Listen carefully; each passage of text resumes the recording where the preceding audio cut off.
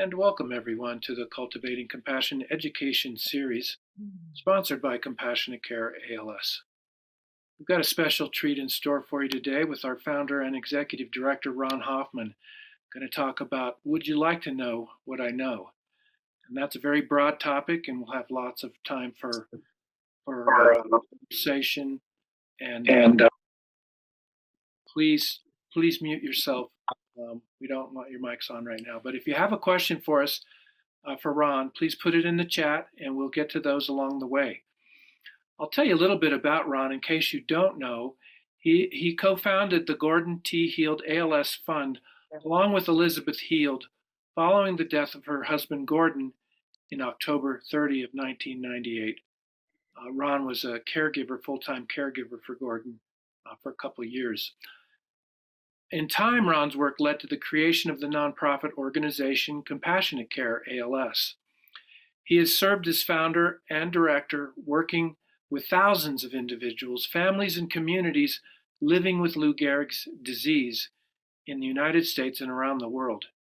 He facilitates and guides intimate discussions for those engaged in the complexities of living with ALS. Ron's work helps examine the myriad of choices and possibilities that people confront, including the process of death and dying, and the questions that arise as together they create space for dialogue around their decisions. Welcome, Ron, and thank you for being with us today and doing this talk. Yeah, thank you, James.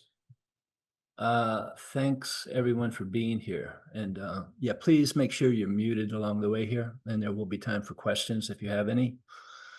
You can put those in the chat.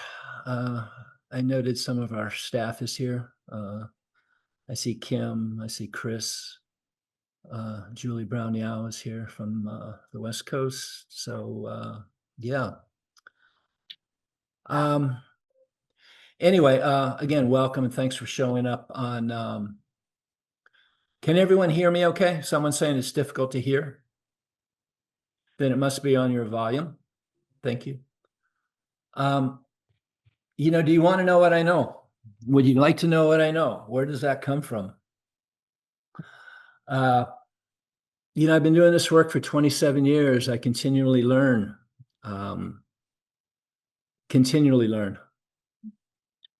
A great deal from you, the folks that we tend to and care for. In my opinion, as soon as an individual is diagnosed, it's an incredibly traumatic experience. And oftentimes, most individuals are unaware of that trauma. And where's the support for that trauma? And oftentimes, it's just not that ALS diagnosis, but along the way, along the journey, if you will, so much unfolds. Childhood things come up, past relationship things come up.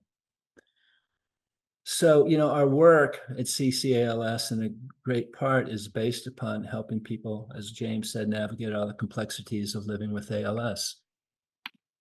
And what I learned along the way is that everyone is uniquely different. Along the way, I learned to ask permission before I delve into a topic that I'm not sure someone might think, if I'm not sure they're ready to go to. I would invite you all, if you're unsure when you're dealing with your partner, your loved one, or whoever it is that's living with ALS, to really ask, may I ask you a question? So that gives us permission. And what I learned early on, if someone didn't like the question that I was asking, well, they said I could ask it, right? So, one of the main challenges of living with something like ALS is how do we learn to live life differently? It's just not the individual living with ALS. It's the caregiver, it's the partner, it's the husband, wife, it's the family. How do we do this differently? That in itself is incredibly challenging. Our work at CCALS is about walking with families as much or as little as they wish. I learned really early on, some people don't want to know anything. Fewer people want to know everything, and most folks are somewhere in the middle. So when I meet someone, one of the first things I ask is, do you want to know what I know? And I'm not here to tell you what you don't want to know. All right, let's start with that. I'm not here to tell you what you don't want to know. And oftentimes I'll get the response, well, why are you here? And I remind them, some people want to know nothing, fewer want to know everything, and most are somewhere in the middle, as I said before. It's incredibly important to honor people where they are. So that's important in any relationship. Then, of course, the uninvited guest arrives in your world and life is turned upside down. How do we learn to listen deeply? How do we learn to honor one another deeply? Because what all of you are facing, what all of you are experiencing or have experienced is incredibly hard on so many levels. In the most loving of relationships, in the most functional of homes, this is really, really hard. And we often see, and I wish I didn't have to say that, we sometimes see a great deal of dysfunction. How do we learn to navigate our lives in a different way? And many of you, I know, have been doing that. So, as an example, in regards, may I ask you a question? Or actually, may I ask permission? Let's stick with that. Years ago, I was with my friend Doug Oakley. We were in a restaurant ordering lunch. Doug had been living with ALS for some time, still functional. And we ordered, the food comes. I see him looking around. I passed him the salt and pepper, and I continued on. But seconds later, I felt what felt like a knife in the back of my neck, a burning sensation. I turned around and I looked at Doug, and he was just glaring at me. And he just looked at me and said, if you ever do that again, I will knock you out. And I knew exactly what he was talking about. I passed him, this is really simple, but it's really profound. I passed him the salt and pepper. He didn't ask me to do that. In that moment, many years ago, I learned, I need to learn to ask permission before I hand someone a bottle of water or I hand someone a Kleenex. ALS, people lose their independence. People want to stay independent. And so it's incredibly important, as much as we want to do, to, ask permission.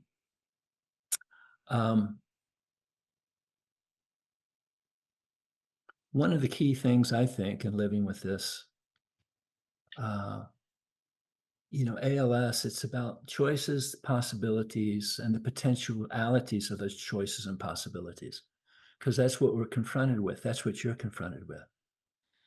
And, Gordon, who I took care of, was a man who made his choices by never, ever making them, ever. And my hunch is some of you have experienced that circumstance where, caregiver wanting a person with ALS to say yes or no to a particular circumstance, and maybe that person doesn't want to make any choice or decision. And sometimes that happens because some folks, metaphorically, are stuck and stubborn. I probably would be. Many people become very disconnected. They become disconnected, they become stuck and stubborn because they're incredibly traumatized by this diagnosis, by the uninvited guest that has entered your world and turned it all upside down. How do you do this alone? Right? I've never met anyone that could. I've seen people try.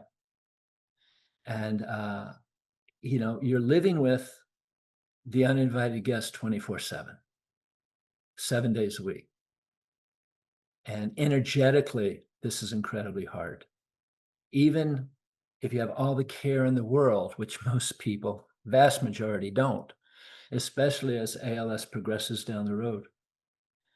And so to wake up with this 24/7 and have to navigate your life, because life doesn't stop, that every one of you know. Whether you have children, whether you're still working, all of the issues of life are still incredibly present in this moment, 24/7. And so the importance of being able to ask for help, to ask for assistance, obviously is important, but it's also knowing how to receive and how to ask for the appropriate help, the appropriate assistance. Everybody wants to help. What can I do? What can I do? What can I do? Well, respectfully, when your family, extended family, and extended community to you want to help, and they keep asking, God bless them, wonderful hearts. But oftentimes, what that looks like is they're asking, what can we do? What can we do? Well, it's actually putting something else on your plate to have to figure out what they can do to assist. And I mean, I faced that with Gordon in 1997, 98, and I had no idea how to navigate that. But what I learned along the way is to ask for that help. Who can be in your inner circle? 1, 2, 3 people to help you navigate the larger circle of care. Let them answer the calls, right? Um, that's just one of the many issues that people are confronted. How do we learn to live our lives in a different way? Because it's not about not living. It's about figuring out how we do things differently. For those of you who are on here who are living with ALS, in my opinion, there's no one, absolutely no one, that can possibly know what it must mean to be living in your body. All right. Even other men, other women living with ALS. You're from different places, different beliefs, different backgrounds. Is there commonality? Of course there is. I remind people, please be careful going on social media. There's a great deal of drama in the world of ALS, as in many other areas on social media. And people mean well. Hopefully sometimes you can gather some nuggets, but I invite you not to get caught up in the stories of every other person that you meet, because theirs is not yours. Their ways is not your way. You will never, ever, ever hear me, hopefully, say, you should do this. Shoulda, coulda.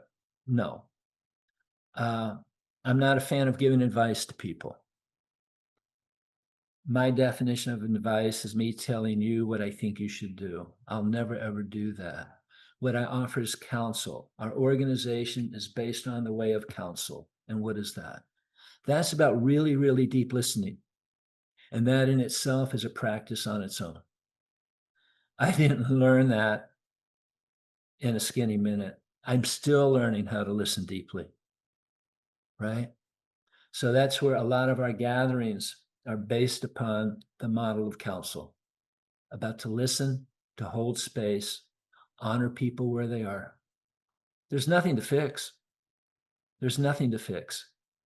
And yet, as you're navigating the difficulties of living with, because oftentimes there's obstacles that come up, and how do we do this? How do we do this? And sometimes there are no answers. Sometimes, how do we learn just to be quiet, to find a place of stillness? That in itself can be really, really hard. How can I just sit with you and do nothing? And sometimes that's the best medicine, by doing nothing, by sitting in silence, taking the opportunity to speak with voiceless words, possibly to connect with your beloved, your partner, your caregiver, maybe just look at each other. And hopefully along the way, you can feel, you can recognize those emotions and try to feel together. I wrote something a couple of years back. It's about co-caring. So you have the caregiver who's tending to her husband, to her partner, to her friends, or vice versa. So how can that be returned? And in my view, it can, right? I've often heard, when things get really, really hard, Ron, she has no idea what I'm going through. I'm the one with ALS. And my response is, I hear you and I honor that. No, I was a caregiver 24/7 for a gentleman who was 6'4" and one of the most stubborn human beings I'd ever met. And it was incredibly, incredibly hard. But along the way, I was able to share my feelings. There was times I'd get incredibly angry. and we would go head to head, even when he couldn't speak, right? And then along the way, I had to learn to let go of that. I had to learn to say, I'm sorry. He had to learn to say he was sorry and that love still existed and move forward, not to allow things to linger. And yet, how do we tend to and care for ourselves, whether it's the person living with ALS or the caregiver? That in itself is an incredible challenge. And yet, it is so, so possible. And a lot of the things we offer here at CCALS lend to that. How do we learn to show up, to be present, to listen, and to honor each other where we are? You know, how do we learn to grieve along the way, right? And I was at an ALS summit a couple weeks ago. I've always wanted to sit in front of researchers and share. And little did I know, it was myself and a woman with ALS and a mother whose son was living with ALS. And there was someone facilitating the conversation. And these were ALS researchers from around the world. And we were talking about the realities of living with ALS in many, many ways. Afterwards, I was really amazed at the response that I received, that we received, because they actually heard what we were saying. You have people who are doing their best to find something to slow this down, right? And yet, one of my questions was, how many of you have actually had direct experience with someone living with ALS? How many folks have you visited in their home? Right? It was incredibly, incredibly powerful. And to me, it's imperative that they have an understanding. It's just like the elephant in the room that y'all are all dancing with, knowingly or unknowingly, which is part of the incredible trauma that most people receive upon this diagnosis. That elephant is mortality. How do we learn to navigate our own mortality? For many of you and others over the years, I've heard about people receiving a diagnosis in an inappropriate way. What the heck's inappropriate in how you give an ALS diagnosis? Void of compassion, yeah. And yet, I hear these stories and I'm reminded that our neurologists are clinicians, unless they're willing to do their own deep dive, their own inquiry into their own mortality. How can they best tend to their patients, right? If I'm unwilling to become familiar with my own mortality, if my staff at CCALS is unwilling to explore their own mortality, to inquire into how they feel, what does it mean, where are we going, then how do they best show up for individuals that we're serving? I say, and I really believe with all my heart, I can't. They can't. Our physicians can't. So whether we know it or not, that's a dance that we're doing. Positivity, faith, belief in something, whether it's our religion, whether it's Jesus or God or Buddha or Moses or nature. What I have found, and I know in his way, Dr. Bedlack speaks to this, hope, faith are so incredibly important. I'm not sure how we quantify that, how we can prove that with data, etc. But I know from my own direct experience with you and many, many others, it really, really matters. It is something that exists. ALS can look incredibly different. Some of you have known people, as I have, it's a very fast progression, and I've known incredibly slow progressions. My dear friend, Mariah Fenton Gladys, and her husband, Ron, who was introduced by Julie Brown Yao some years ago through their son, Cole. Many of you have heard this story, but it bears repeating. Mariah was diagnosed told she had a 10% chance of living for 2 years. Advised, don't have children. She goes home, locks herself in a room for 2 weeks. True story. Became her own client. She was a Gestalt therapist. Comes downstairs after 2 weeks, finds her to-be husband, Ron, says, honey, we're going to live our life. And Ron is, let's live. Well, Mariah lived for 37 years. Why? I have no idea. But I know she had faith, she had hope, she had determination, and she had belief. She also birthed 2 sons who never knew their mother without ALS. So who knows what's possible here? So we're walking a path that can be incredibly difficult. And yet, amidst the chaos, the difficulties, the suffering, the chaos, there can also be incredible joy, incredible beauty, incredible love. I know that to be true because I see it. And yet, we continually show up day in and day out. And one of the keys of walking into a home, right? And I Zoom a lot now. The only thing good from COVID was Zoom. So I'm still on the road. My staff is on the road.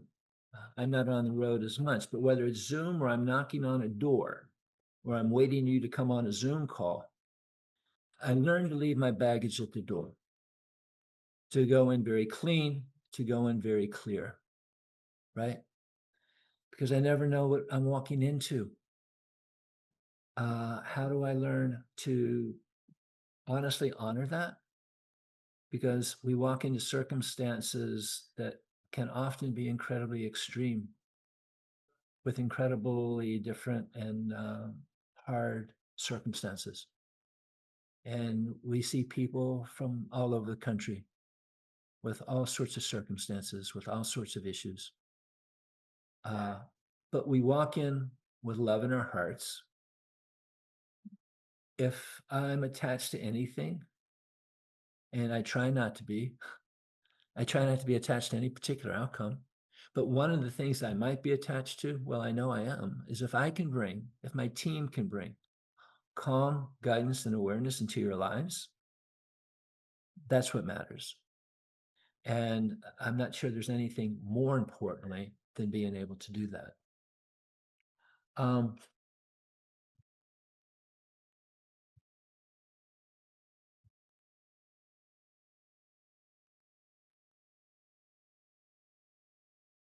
going to touch on the asking permission again.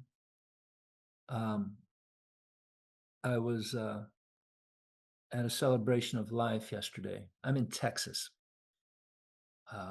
My godson's father passed, and my godson's 50. Very important to me. And his 2 kids, Jackson and Zoe, got up to speak. And Jackson, the elder, he's 18. Zoe is 16. Jackson spoke, and then Zoe. Well, Zoe became almost instantly incredibly emotional.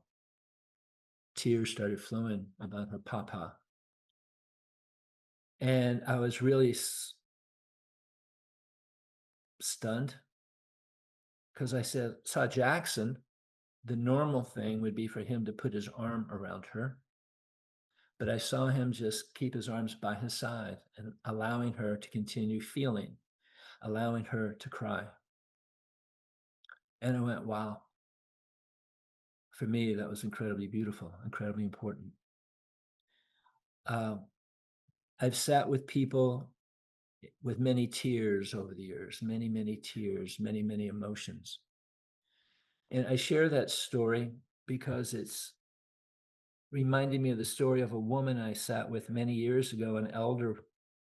She was telling me her life story about her hair salon. Her daughter was next to her. There was a person from another ALS organization next to me. This is quite a few years ago.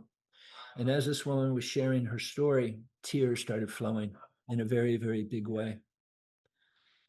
And I knew what was going to happen. Immediately, the woman next to me saw the Kleenex, shoved the Kleenex right to the woman, and it stopped this woman from crying. What I wanted to say, but didn't have the wherewithal to say to the woman next to me is, what is it in your life experience that prohibits you from sitting for these tears of another human being? Tears are incredibly important. Feelings and emotions are important. To be able to sit with your loved one, your beloved, whether they're still with us or whether they're gone beyond. You can do it both ways. But to listen and to share, and if tears come, allow those tears to flow. Feelings and emotions are incredibly important, right?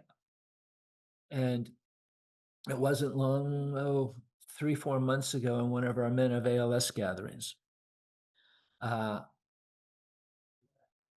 gentleman was sharing his story and tears just started flowing. And our gatherings are uniquely different than support groups. Anyway, and there's a lot of reasons for that. We sit, we listen. It's an opportunity to be authentic, opportunity to get real, opportunity to really hear and bear witness to other men, right? And tears started flowing. Literally, you could hear a pin drop for 3 or 4 minutes. Here were 25, 26, whatever the number of men, just witnessing this man shedding tears profusely. It was incredibly beautiful, and it reminded me what we're doing is the correct way of doing this. Allowing those feelings, allowing our thoughts to be able to sit, to be able to communicate, to be able to sit one-on-one with another and really, really listen without interrupting, right? Without trying to fix. This is so incredibly difficult, the life of living with ALS. How do we learn to make it easier? Communication is a big part. Leaning on your faith. What is it that you believe in? Maybe being in nature. Maybe journaling if that's possible. Meditating. And, we have many resources that we've offered and continue to offer and will forever offer. And we're always finding new resources. How do we learn to live our life differently in such a difficult circumstance? You know, everyone, many have quite a large community, and everyone wants to help. Language is really important. How do we share with our community of this diagnosis? And again, if you have 1 or 2 or 3 other people that can handle the bigger community, that's a powerful thing. Because again, how many times a day do you want to tell people how you're doing? I was exhausted when I was caring for Gordon because Gordon was well-known, huge community. He would become exhausted. So to have someone assist in that way can be really, really powerful. It's about getting organized, if that's at all possible. And we're able to help assist people in doing that. I recently had the pleasure of attending a 7-day workshop with a gentleman named Dr. Joe Dispenza. I had heard about him for a while, but I was pretty resistant. And one of the takeaways in one of the meditations that he does, I think is incredibly important. It was a big takeaway for me. In one part, he says, only when you change, your life begins to change. Only when you change, your life begins to change. An example of that is my good friend, a man named Rainier de Beer. And I would invite you all along the way on our website and Conversations with Ron. There's a conversation with myself and Ren. One Saturday morning, coffee time. And the conversation somewhere in there, I asked Ren, who were you before ALS? And he goes off on this incredible riff about who he was and actually how ALS changed his life in a very positive way, uh, in a transformative way. It didn't happen like that. Ren worked with many different traditions, many different teachers. I know he worked with Julie Brown Yao. He worked with a woman named Roshi Joan Halifax. He worked here. He worked there. He took a taste of many different ways. And it allowed him to realize who he really, really was. So I share that because later in the meditation,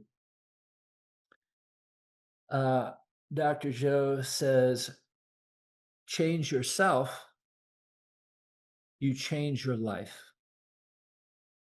Change yourself, you change your life. And that's what my buddy Ren had the opportunity to do.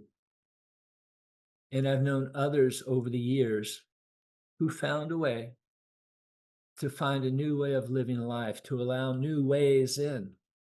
It's kind of like learning a new practice. It's kind of like someone doing yoga. It's like someone starting a meditation practice. That in itself can be scary because we think if we're thinking that we're not getting it right. Well, like anything, it just takes practice. There's some wonderful CDs on our website to play with.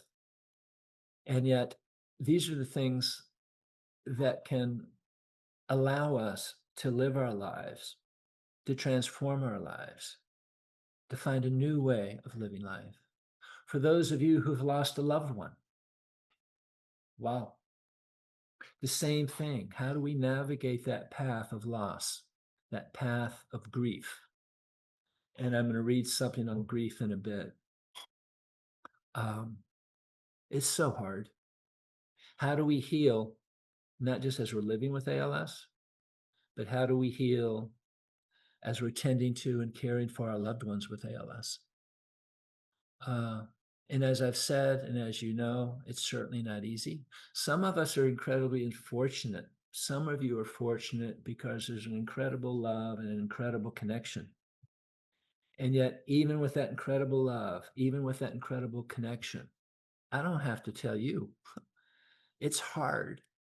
And even when people are looking from afar, looking at you close up, thinking, oh, how easy that is. I know better. I know better. And for some of you on here who I know actually live alone and are navigating their life alone, living with ALS, boy, do I salute you.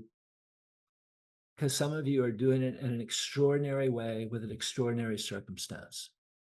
And what about individuals and their families? And there have been way too many where he has ALS and she has Parkinson's, or she has ALS and he has a heart issue. There's more of that than you can possibly know, right? And all we can do is continually show up, honor people where they are, be incredibly present, and walk alongside you as much or as little as you wish. You know, the last year we've received more referrals from other ALS organizations than I can count. I know my office tracks it. And God bless all the organizations out there, okay? But my question is, and I love the referrals, but why? So we're an organization that tries to do whatever's necessary to enhance the quality of life in individuals living with ALS, right? Our work's about enhancing quality of life when invited, exploring end of life. You know, that's what we do. The last part, when invited. You know, as I said, you'll never hear me, and hopefully you'll never hear any of our team, you should do this or you should do that. Because the choices that you're confronted with, and each of you make different choices. How do we learn to honor that, those choices? if you came to our men of ALS, our women of ALS, what's beautiful is there's men from every walk of life, every size, every shape, and every different choice imaginable in living with ALS. How do we learn to honor that? Which I learned to do a long time ago. Again, I'm not attached to any choice or decision that any of you make. If I'm attached, another thing I'm attached to is that you have all the information to make conscious choices and conscious decisions. And oftentimes, individuals don't know they even have choices, but you do. But how do we navigate those conversations? That in itself can be really difficult. Hence, the art of language. For me, it's not being attached to any of those outcomes. And yet we're so conditioned to think a certain way. And we don't have to. So, James.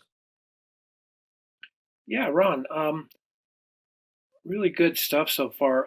Would you like to go through a couple things in the chat now or just some other random questions? Chat, I haven't seen them. I wasn't able to Okay, look at them. Go ahead. yeah. All right, so I'm not sure if this is something that you have an answer to, but Nancy's wondering if greasy skin sebaceous gland overload is part of ALS. Are you familiar with that term? No, I'm not. But if you're in our system, that's from Nancy. Yeah. If you are in our system, well, if you're not, one, that'd be a question for your neurologist. Okay. If you're not in our system and you choose to get in our system, then I would invite you to register once you're in our system for our Lighthouse Project, which is a project with Dr. Richard Bedlack of Duke, where you get 30 minutes with him, and that would be a question you could ask there. Sounds good. Let's see. Lynn is saying that she designed and built a custom AAC eye gaze computer for about half the price of the traditional offering. Mhm. And she mentions that there was some help from another ALS organization. So I'm not sure what that's just a comment, I guess, that she's, I don't know if there's Well, information you want to that's a offer. really really good thing. Any of augmented communication questions, we have an incredible team. Christine Copley has that up. Kim is on the call, I believe. We have a wonderful SLP and Becca. So any questions around that, you can always reach out, and they're happy to follow that up. Not my world. That's why I have them. Our work is all about care, and we cover all the different ways and research. We can find the answers, and yeah. So reach out if there's questions around communications. Yeah, good. I just wanted to mention to Lynn that one of our members of our communication team, Kim Hoy's on the call, and I'm going to connect the two of you so you can talk a little bit more about what you're Yeah, I working think on. Lynn is saying just a comment. I just saw that. So thanks for Okay. the comment, Lynn. Yeah. So here we have Robert who's saying, as an ALS patient, it's a narrow path to walk between independence, not asking for help, and being upset that no one sees you needing help versus giving up independence and asking for help. This is made more challenging with bulbar onset. Mm. And let's see, where'd that go?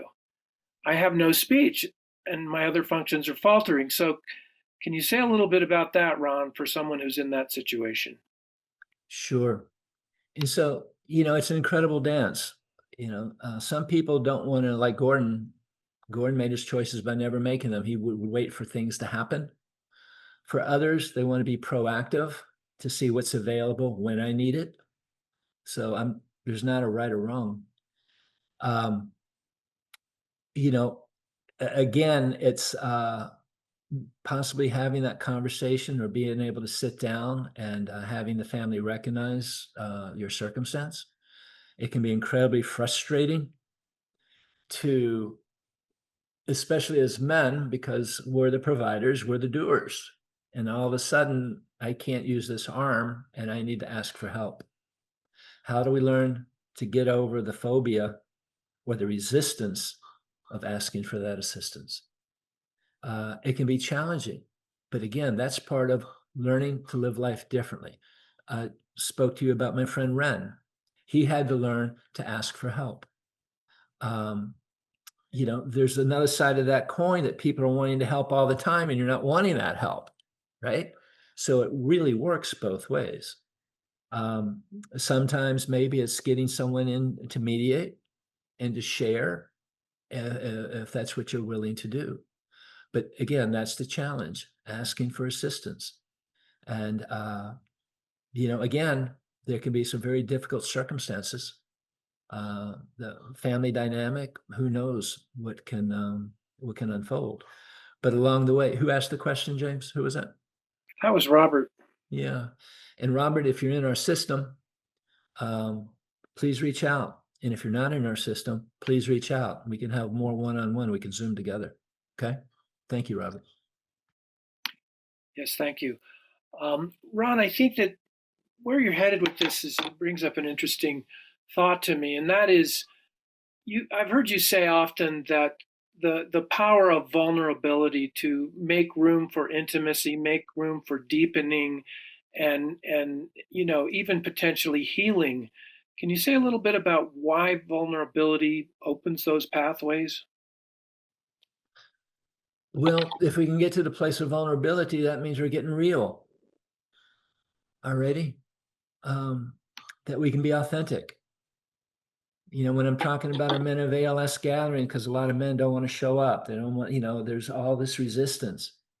But when we can show up and get real, there's opportunity for authenticity. And when we can be authentic, there's opportunity for vulnerability. Oftentimes we're so conditioned through our own life experiences, our own life traumas, et cetera, that we don't want to feel. Tears should be celebrated. Tears are not weakness. Tears to me are something that's incredibly beautiful. We're all, you and particularly in this instance, are facing the ultimate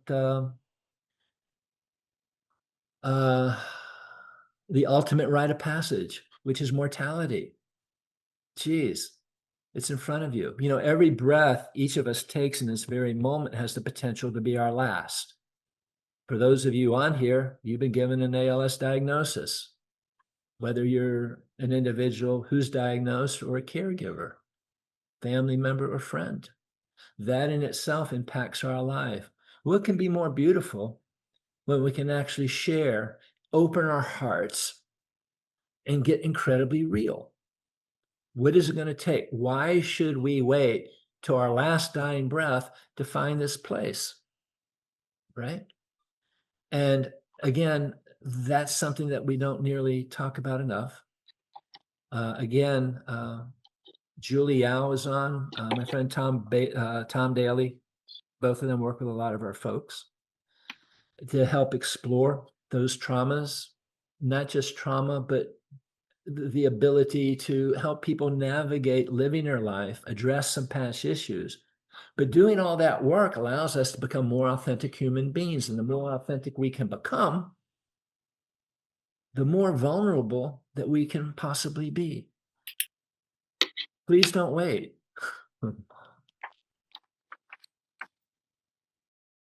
Thank you, Ron.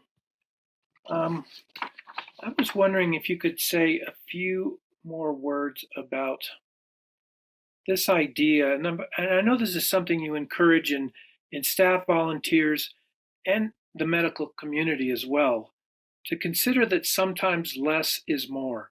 Can you say a little bit about that, Ron? Less is more. Sometimes people talk too much. Less is more. I meet people, and a lot of this is intuitively, where I'm meeting people and get a sense of where they don't want to go. That's why it's important to ask permission. If I'm talking with someone, maybe about their swallowing, and they're sharing, how's their swallowing? And they're sharing with me, it's this, and this. Then I'll ask them, well, have you talked to your doctors? And they'll say yes or no.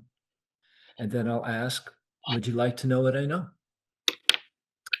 That's a good example of permission, but it's also a good example of knowing sometimes less is more. Because if they say, not really, okay, I'm going to let it go. Everyone doesn't want to know the same information. How do we learn to honor that? Many of you, I'm guessing, have been in circumstances where you've been talking maybe to a physician or a friend or a family member. Well, I heard this and I heard that, and you should do this and you should do that.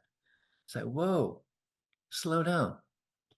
So a lot of this, a lot of what I learned is intuitively having an understanding and actually feeling into where people are. Okay. Um, Sometimes just being able to sit with and be in the quiet, be in the unknown, if you will. Because oftentimes in the unknown is where we find mystery. And in mystery and the unknown is where sometimes magic can happen, where we can actually feel, maybe with your beloved, your friend, spend quiet time and just go eyeball to eyeball with no words and see where that takes you. Or be able to sit in an appropriate way and to listen to one another in dyad. That can be really, really hard to do. And it's like, honey, I want to share something with you. Okay. And for that person to really listen without interrupting, right? And then if there's a question, may I ask you a question? Because I'm not sure I understood what you're saying. It's important to get incredibly clear. It's important to be able to have your own space. It's important to be able to go inward, to inquire. And sometimes that really is about, less is more, right? Again, everyone doesn't want to know everything. Again, walking in the door clean and clear, taking it all in. And same way, you're waking up every morning in the household of the uninvited guest now, right? How do you take it all in? And it's really hard because there's a day to plan, work to do, bathing to do, all the tasks, all the chores. And if you have help, that's certainly a plus. But sometimes it's like, do I need to go there? Is what I'm saying really important? Is what I'm saying, does it really matter? Because sometimes we talk maybe to, I'm guilty of it. I'll talk to hear myself talk and I'm going, wait a second. I try to pay attention to what I'm speaking of. And I pay attention by what it is I'm feeling. Because every word we speak, we feel. So I'd invite you to practice, you know, uh, Julie speaks of this often about somatic experience, feeling what's in our body, feeling what's in our body as we're speaking. And, it's happened to me before. I've gone in the home talking about something and I'm getting energetically, yikes, I should not have gone there. I'm feeling it, right? Intuitively. Right now, how do I steer this somewhere else in a really appropriate way? So it's a skill, but I'm not perfect. Sometimes I forget as well. Okay. Yeah. Thanks, Ron. I'm reminded of another kind of a technique, but really an element of deep listening, and that's the quality of reflective listening. And I know one of the things I've heard you say often is, "I hear you saying X, Y, Z," rather than saying, automatically your response to what they say. You reflect back to people, "I hear you saying that XYZ is true for you right now. Is that correct?" Why does that work? How does that amplify the power of the listening Because experience? because it honors the person who's speaking. I don't want to make any assumptions.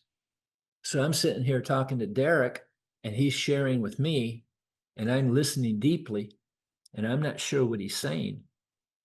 I'm going to say, Derek, I hear you, but I want to understand you. And if I need to understand, or if I'm going to reflect back, and what you're speaking to, James, is, it's kind of like mirroring, Hmm. which, takes a lot of practice, but this is what I hear you say. And Derek says, yeah, you got it. Thank you, Ron. Or no, that's not what I meant. So it's a practice and it's a lot of positives can come from that.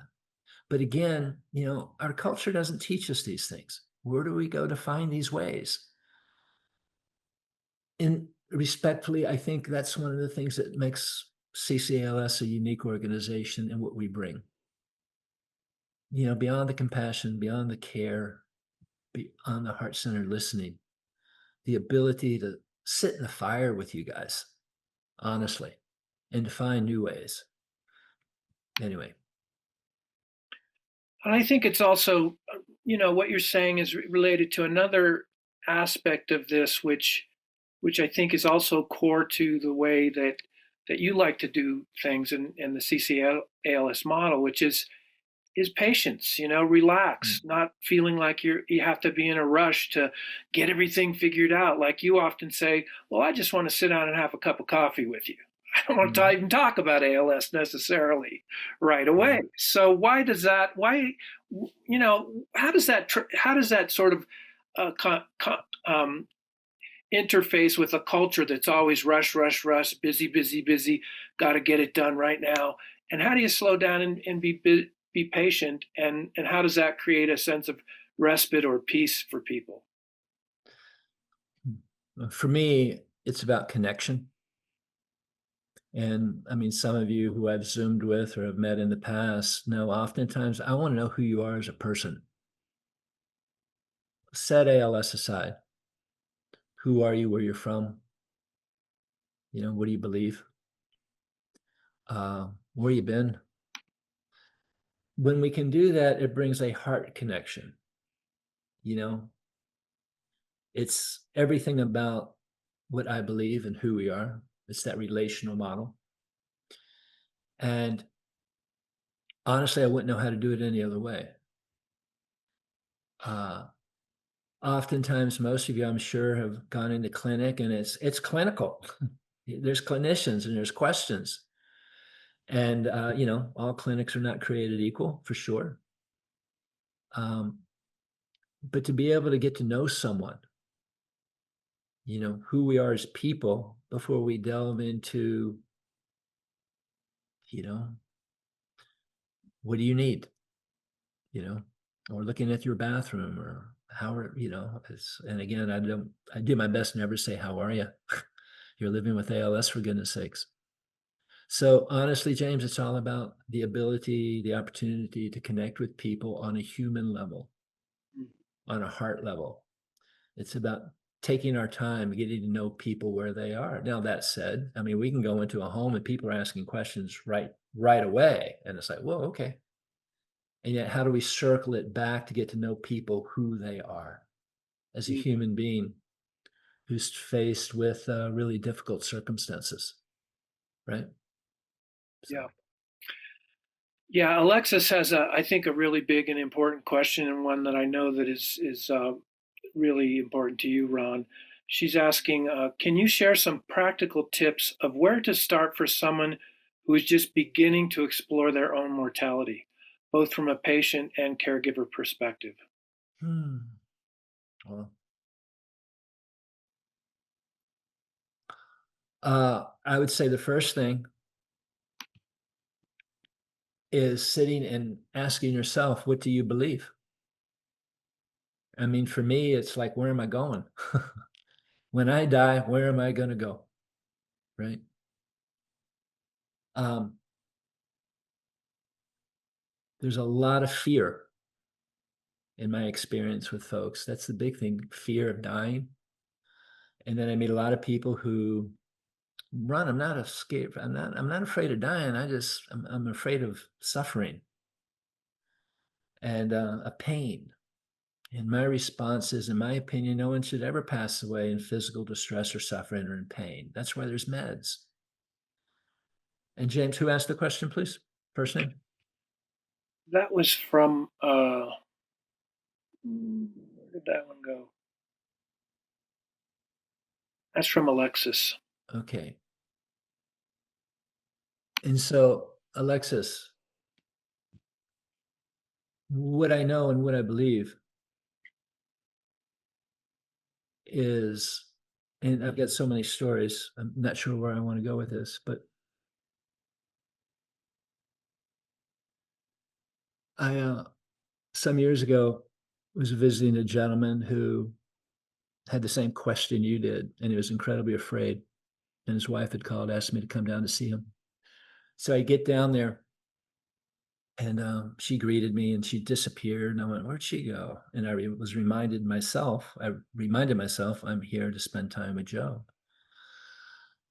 And so I look at Joe, and it's like, so what's up? And he just dropped right in. He says, I'm afraid. I said, afraid of? I'm afraid of dying. And I went, wow, okay, I get that. And I said, what else? He said, I'm afraid of being forgotten, Ron. I went, wow. And that took me, uh, because I had just, the day before, had heard or read, and I'm telling him this.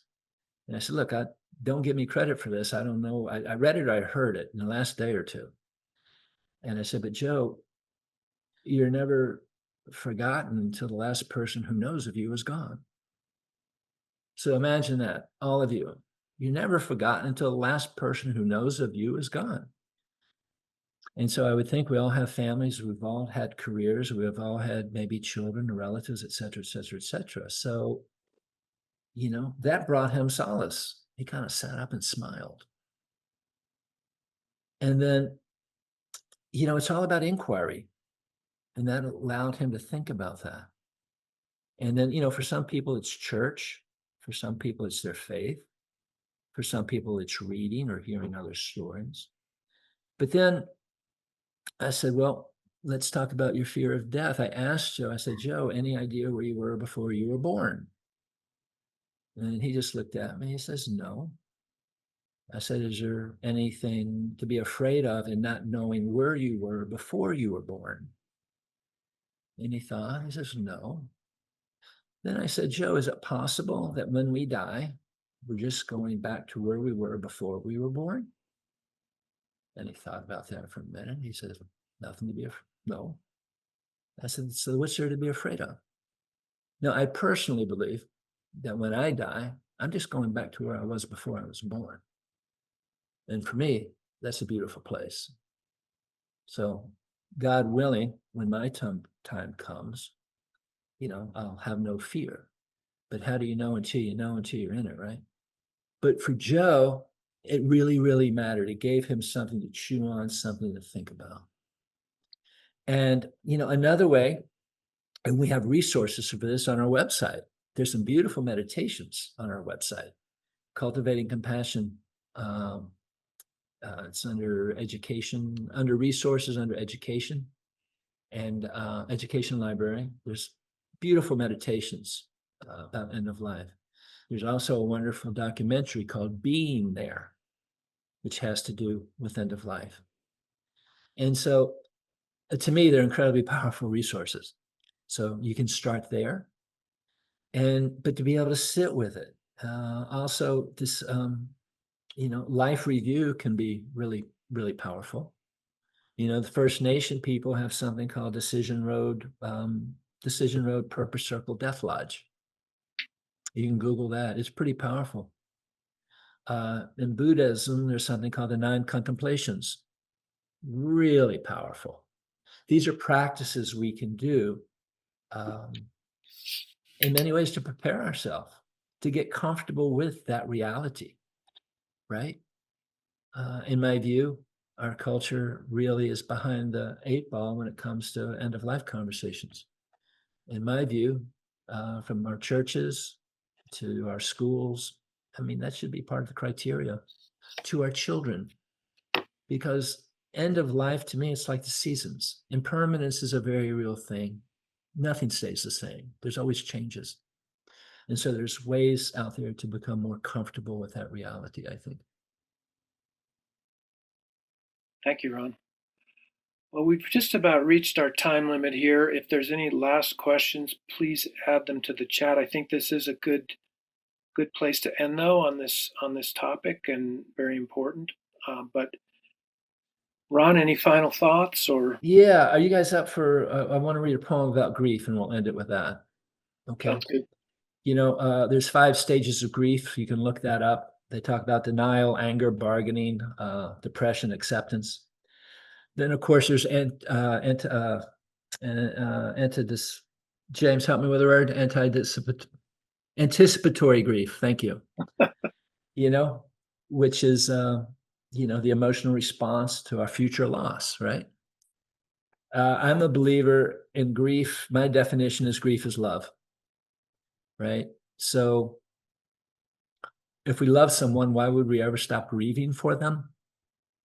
You know, my mother died in 1989. I still think of her. I still grieve for her, which doesn't mean it's incumbent upon my life to get to interfere with my life, right?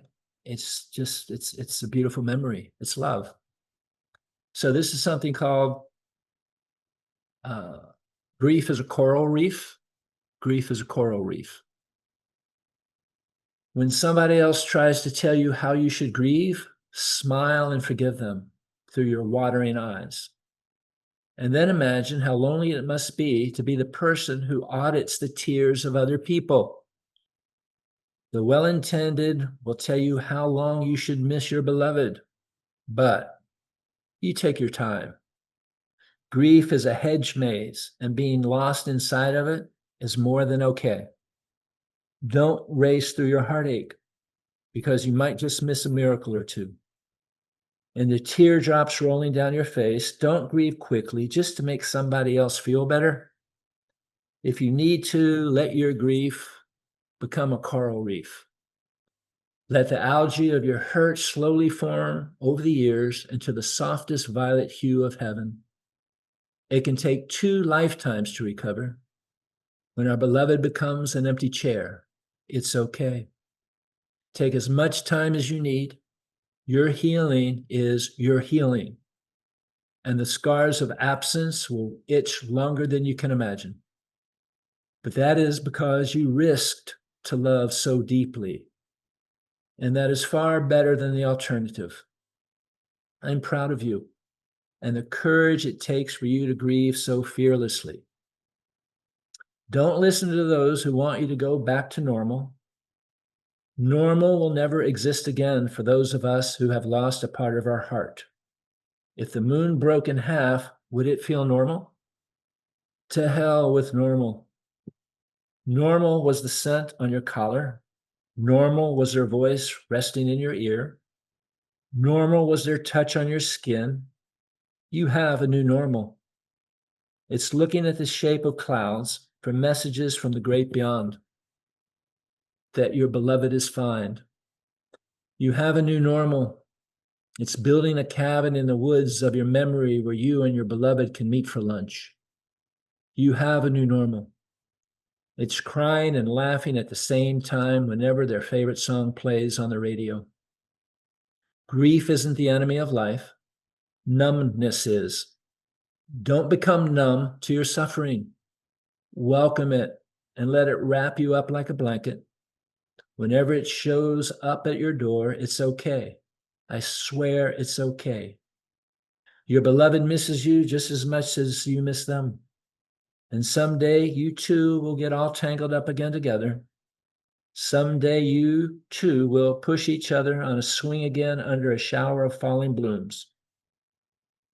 And someday you two will ride comets together on the edge of everything. And someday you too will giggle at all of the idiots who try to tell you how to grieve. Thank you all for showing up today. Beautiful. Yeah. Blessings, everyone, and enjoy this Memorial weekend. Speaking of grief, and on this auspicious day of 5/25/25. So we'll have a recording up on our website if you want to share this with other people. And in the meantime, I'll make sure Ron reads all of your expressions of gratitude in the chat, and we appreciate you being here very much. Have a great day. Thank you, everybody.